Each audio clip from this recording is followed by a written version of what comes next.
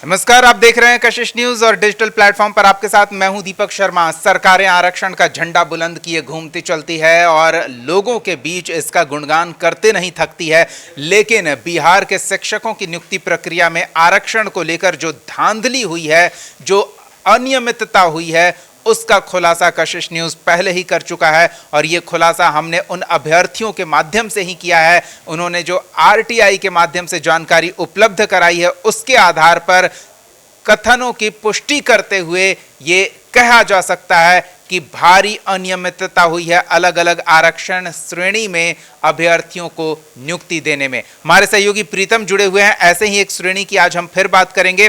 प्रीतम, आरक्षण में अनियमितता, कशिश न्यूज पहले से ही इस बात की पुष्ट जानकारी आरटीआई के माध्यम से विभाग द्वारा ही दिए गए दस्तावेज के आधार पर उपलब्ध कराता रहा है। आज आपके पास क्या अपडेट है? देखिए, आरक्षण जो है वो बिहार में नीतीश कुमार ने महिलाओं को सबल करने हेतु वुमेन एम्पावरमेंट की दिशा में महिलाओं को क्लास 1 से 8 तक में 50% आरक्षण दिया शिक्षक बहाली में, और 9 से 12 तक में जो है वो आरक्षण दिया है 35%। ठीक है, यानी सवाल ये उठता है, जो सामान्य प्रशासन है, जनरल एडमिनिस्ट्रेशन ने जो लेटर जारी किया है, बिहार के अलग अलग जो निकाय हैं जिनके जरिए भर्ती होती है, उनको जो लेटर जारी किया उसमें कहा गया है कि आप जो है रोस्टर का पालन कीजिए, जो आरक्षण नीति है उसका पालन कीजिए। लेकिन जो शिक्षक बहाली हुई है और विभिन्न प्रकार की आरटीआई या सूचना के अधिकार से जो जानकारी हम लोग को हासिल हुई है, उससे ये पता चला है कि एक तरफ जहाँ ये जानकारी हासिल हुई है कि उम्मीद से ज़्यादा दूसरे राज्य के अभ्यर्थियों का चयन हुआ है, वही दूसरी ओर जो पुरुष अभ्यर्थी है उनका एक बड़े स्तर पे हक मारा गया है और बड़ी स्तर पे उनकी हक मारी हुई है। ये तो भला हो मनमोहन सिंह सरकार का और कांग्रेस सरकार का, जिसने सूचना का अधिकार कानून दिया और जिसके जरिए आज आम लोगों को जानकारी मिलती है, आम लोगों को ये जानकारी हासिल होती है। वरना सरकारें तो वैसी है जिनको जो मीठे सवाल का जवाब देती है, और आपके पास एक ही सहारा है, राइट टू इन्फॉर्मेशन, सूचना का अधिकार। अब जो जानकारी मिली ये है कि बिहार में जो देखिए आरक्षण दो तरह के होते हैं। एक होता है क्षैतिज आरक्षण जिसको हम लोग कहते हैं हॉरिजॉन्टल आरक्षण समाज के दिव्यांग जो समूह है उनको दिया जाता है, और जो महिला समूह है, यानी जो एक तो समूह होता है जो SC है, ST है, OBC है, उनके लिए आरक्षण दिया जाता है, और दूसरा वो समूह होता है जैसे दिव्यांग है, उसके अलावा महिला है, इनके लिए जो आरक्षण रोस्टर लागू की जाती है उससे हम लोग हॉरिजॉन्टल यानी क्षैतिज आरक्षण कहते हैं। जो आरटीआई के माध्यम से जानकारी मिली है उसमें आपको पता चलेगा कि बड़े स्तर पर पुरुष अभ्यर्थियों की हकमारी हुई है, खासकर क्लास 1 से 5 में, जहां 50% महिलाओं का चयन होना चाहिए था, महिलाओं का चयन 70% तक गया है। और ये मैं ऐसे ही नहीं कह रहा हूँ, बल्कि हमारे पास जो सूचना के अधिकार के माध्यम से जो जानकारी मिली है वो अलग अलग जानकारी हम आपको देना चाहेंगे। TRE-1 से जुड़ा कुछ डेटा है जो हम TRE-1 से जो जुड़ा डाटा है, देखिए ये TRE-1 पॉइंट का है। जो पहली फेज का जो आयोजन हुआ था उसमें मेल ऑफ बिहार है 20,681, फीमेल ऑफ बिहार है 27,951, यानी जहां पुरुषों का चयन 20,681 हुआ है, महिलाओं का चयन हो गया 27,951। ठीक है, 50% आरक्षण है। उसके बाद है male of other state 3909, female of other state 10,112, यानी लगभग 2.5 गुना ज़्यादा चयन हुआ है। बिहार डिसेबल्ड मेल है 1290, बिहार डिसेबल्ड फीमेल है 348। यानी कहने का अर्थ यह है कि जो सूचना के अधिकार से जानकारी मिली है, जो पुरुष अभ्यर्थियों का जो चयन है एक उन महिलाओं के मुकाबले कम हुआ है। और दूसरी बात यह शिक्षा विभाग से सवाल पूछा गया है कि आखिर एक ही तरह की बहाली में आप दो तरह का दिशा निर्देश एक ही विभाग में कैसे चलेगा कि आप क्लास 1 से 5 तक में आप 50% आरक्षण देते हैं और क्लास 9 से 12 तक में आप 35% आरक्षण देते हैं। इसी के आलोक में चूंकि मामला सब जुडिस हो चुका है, मामला संभवतः कोर्ट चला गया है, तो अब जाके GDA सामान्य प्रशासन हरकत में आया है और उसने अब चिट्ठी जारी की है, और जो चिट्ठी जारी की है उसमें जो है सभी विभाग के प्रधान सचिव हैं, इसके अलावा बिहार लोकसेवा आयोग के सचिव हैं, बिहार कर्मचारी चयन आयोग के सचिव हैं, केंद्रीय चयन पर्षद सिपाही भर्ती है, और परीक्षा नियंत्रक बिहार संयुक्त प्रवेश परीक्षा पर्षद, जिससे कहा गया है कि आप जो है आरक्षण जो रोस्टर है उसका ही पालन कीजिए और इस बात को सुनिश्चित कीजिए कि किसी भी तरीके से हकमारी ना हो। ऐसा नहीं कि महिलाओं का चयन नहीं हो, महिलाओं का चयन होना चाहिए, लेकिन आप उसके चयन चक्कर में कहीं पुरुषों का हक ना मारा जाए। एक बड़ा मुद्दा है सरकार के सामने, एक बड़ा मुद्दा है पुरुष अभ्यर्थी, चूंकि उनको नौकरी की जरूरत है, नौकरी की जरूरत तो महिलाओं को भी है, लेकिन पुरुष अभ्यर्थी चूंकि दिन रात भागदौड़ करते हैं और देखा गया है कि जो संख्या आई है खासकर क्लास 1 से 5 तक में, क्लास 1 से 8 तक में, जहाँ पे 50% महिलाओं का चयन होना चाहिए था 36,000 पे, वो उनका चयन का प्रतिशत जो है लगभग 70% तक चला गया है। तो अभी हम पूरा मामला जो है आपको ये मान के चलिए, ये सारी बातें धीरे धीरे अगर सारी कड़ियों को अगर आप जोड़ना चाहेंगे दीपक, तो ये सारी कड़ियाँ एक तरीके से जुड़ रही हैं और ये कड़ियाँ जब मिलके कहानी बनेंगी तो कहानी का आधार ये है कि बिहार में शिक्षक भर्ती परीक्षा फेज 3 और उसका रिजल्ट आने में धीरे धीरे इतना समय लगेगा जिसकी हमने और आपने कल्पना नहीं की है। इस हमें याद है बिहार में जुलाई 2019 में छठे दौर का शिक्षक नियोजन शुरू हुआ था और जब छठे दौर का शिक्षक नियोजन शुरू हुआ था तो उसमें जो बहालियाँ होती है, सरकारी बहाली होती है, उसमें ये होता है कि जो दिव्यांग आरक्षण होता है 4%, 4 तरह के दिव्यांग की कैटेगरी होती है और 4% दिव्यांग आरक्षण का पालन करना होता है। जब उस टाइम में जब विजय चौधरी जब कृष्णनंदन वर्मा बिहार के शिक्षा मंत्री थे, उस टाइम में 2019 में बहाली निकली तो बिना 4% रोस्टर का पालन किए हुए बहाली निकाल दी गई और हमें याद है कि शायद ये मामला कोर्ट में चला गया, माननीय पटना हाई कोर्ट में ये मामला चला गया। पटना हाई कोर्ट ने कहा आप पूरी बहाली को रोकिए और जब तक 4% दिव्यांग आरक्षण का पालन नहीं होता है तब तक ये बहाली रुकी रहेगी। फिर सारे रोस्टर को रिवाइज किया गया, दिव्यांग आरक्षण लागू किया गया और जो बहाली जुलाई 2019 में शुरू हुई थी वो बहाली फरवरी 2022 में जाके खत्म हुई, वो भी मात्र 42,000 लोगों का चयन हुआ था छठे दौर के शिक्षक नियोजन में। ये सारी कड़ियाँ जो जुड़ रही हैं, ये कड़ियाँ इस बात का संकेत कर रही हैं कि बिहार में शिक्षक भर्ती प्रक्रिया फंसने वाली है।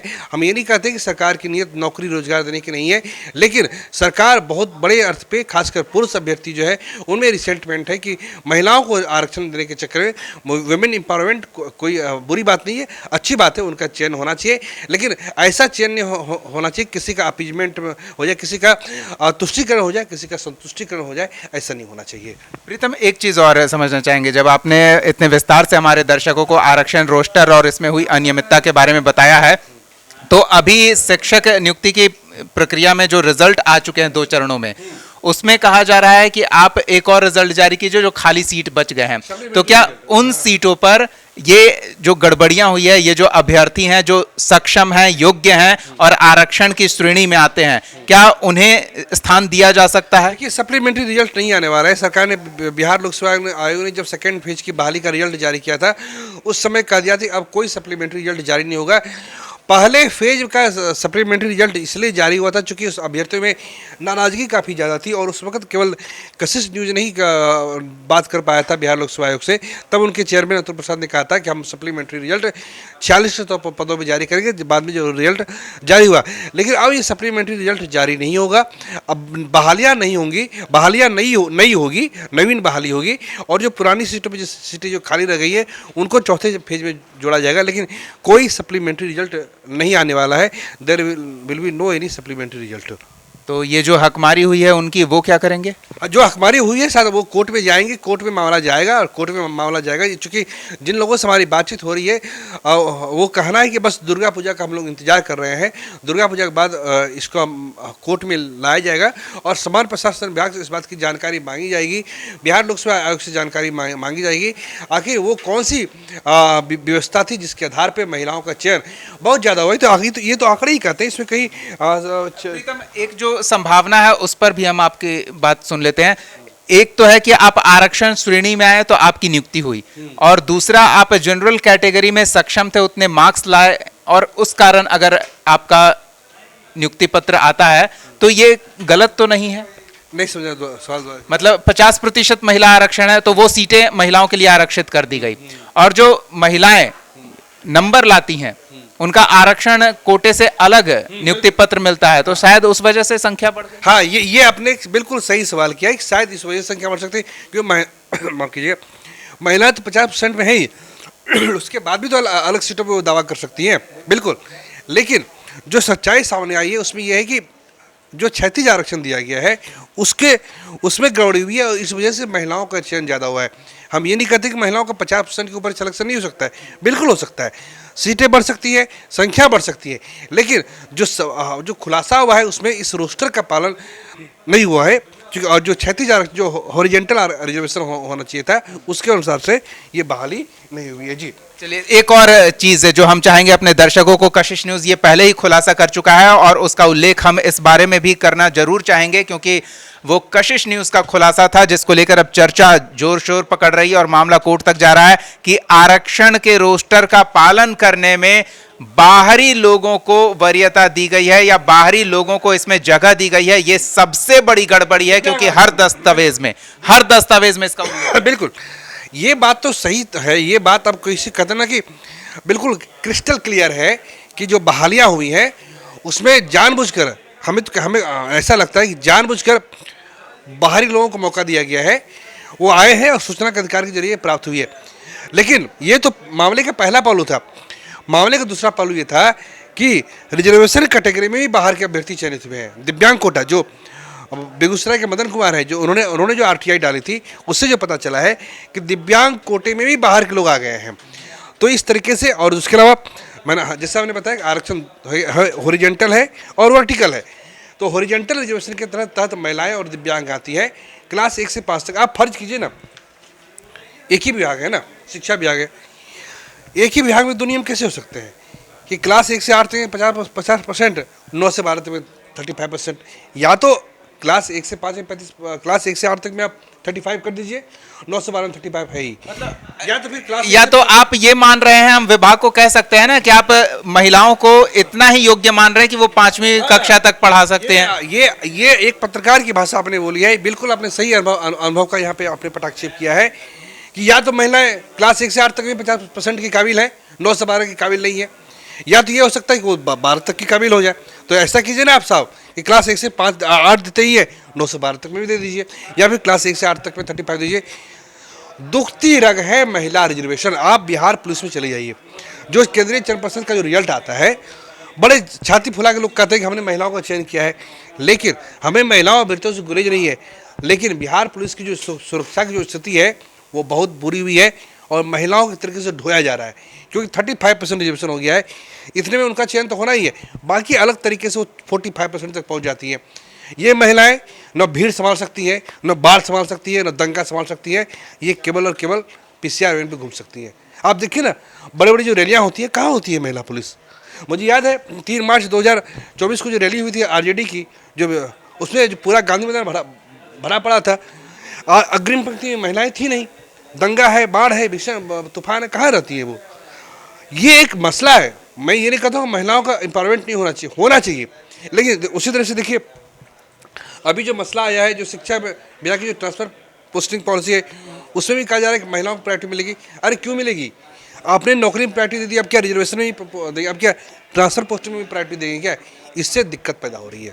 बिल्कुल, इसी को हमारे सहयोगी तुष्टिकरण कह रहे थे कि आप प्रक्रिया का पालन कीजिए, जो तय मानक है उसका पालन कीजिए, उसमें कोई गलती नहीं है। महिला सशक्तिकरण की आप बात करते हैं, हमें भी उससे कोई आपत्ति नहीं है, लेकिन सशक्तिकरण के नाम पर तुष्टिकरण नहीं होना चाहिए। बहुत बहुत धन्यवाद प्रीतम इस तमाम बातचीत और जानकारी के लिए। तो आपको क्या लगता है, आरक्षण के रोस्टर के अनुपालन में जो अनियमितता हुई है उस पर क्या न्यायालय जाना जरूरी है, और न्यायालय का क्या रुख होगा? जो अभी हमने आपको दस्तावेज दिखाए हैं जी, अगर न्यायालय मामला जाता है, अगर चला गया है, तो यकीन मानिए कि बिहार लोक सेवा आयोग को, बिहार सरकार को बहुत बड़ी मुश्किल आने वाली है। तब यह मामला टलेगा, तब तो मामला फंसेगा, बहाली फंसेगी, तो कई नौकरियां भी जा सकती है। चलिए देखते हैं क्या होता है। आपकी क्या राय है, कमेंट सेक्शन में अपनी बात जरूर हमारे साथ साझा करें और इस वीडियो को लाइक और शेयर करना ना भूलें। आपकी हर बात हम नोट करते हैं और इस पर अगला वीडियो भी हम लेकर आते हैं। तो अगर कोई मुद्दा है शिक्षकों से जुड़ा या बिहार के सामाजिक समस्याओं से जुड़ा कोई और विषय, तो कमेंट सेक्शन में वो जरूर रखें, हम आप तक उससे जुड़ी तमाम जानकारी पहुंचाएंगे। फिलहाल इतना ही। वीडियो देखने के लिए बहुत बहुत धन्यवाद। नमस्कार।